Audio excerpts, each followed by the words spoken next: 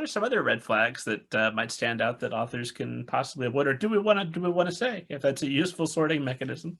Sure. I mean, again, like I just think people who are listening to your podcast and reading your site are not going to make those mistakes.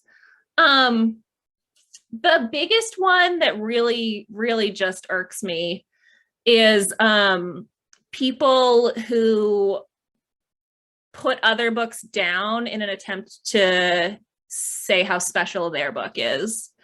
Like, I wrote this book because there are no strong female heroines in YA, just like a bunch of dumb Twilight heroines.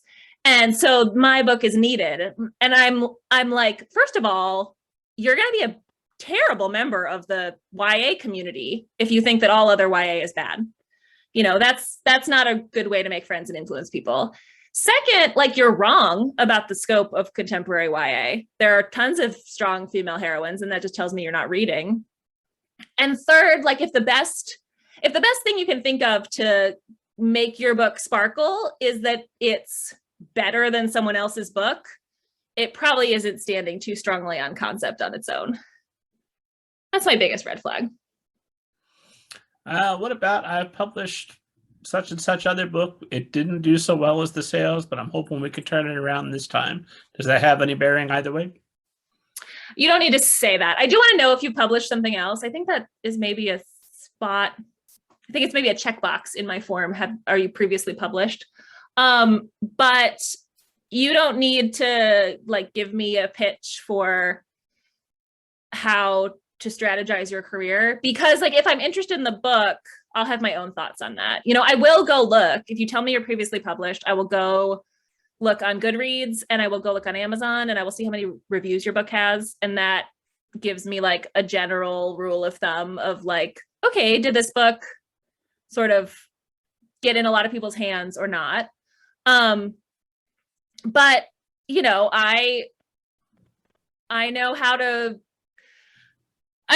think about rebooting someone's career if that's what they need, and like, let me get there.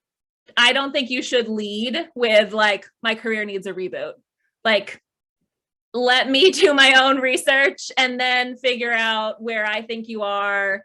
And then if I have a vision for like, usually the thing with that is, do I think that this book is different enough?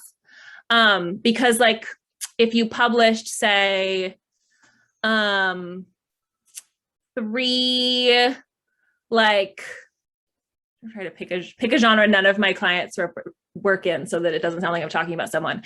If you published 3 middle grade sci-fis and none of them hit, like, you know, then you're querying me with a middle grade sci-fi that sounds kind of in the same vein. Maybe they're all funny. The thing that an editor is going to say to me is, well, you know, the other publisher couldn't do anything with these 3. So what is our sales team going to do with this one? You know, it's the same thing. However, like, let's say you published 3 middle grade sci-fis that didn't really hit, but now you're querying me with a middle grade contemporary or a YA sci-fi even.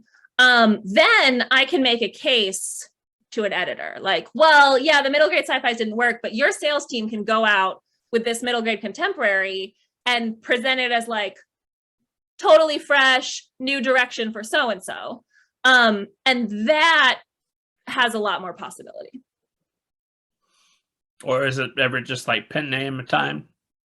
It could be pen name time. But again, it's usually, for me, pen name time if it's the same thing. So like, yeah, you still really want to publish in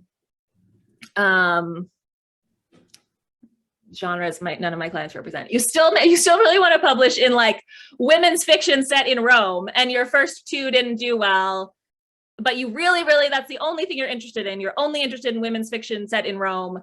Yeah, then maybe it's pen name time. But usually if it's a different genre or a different category, you can keep your name, in my opinion and experience.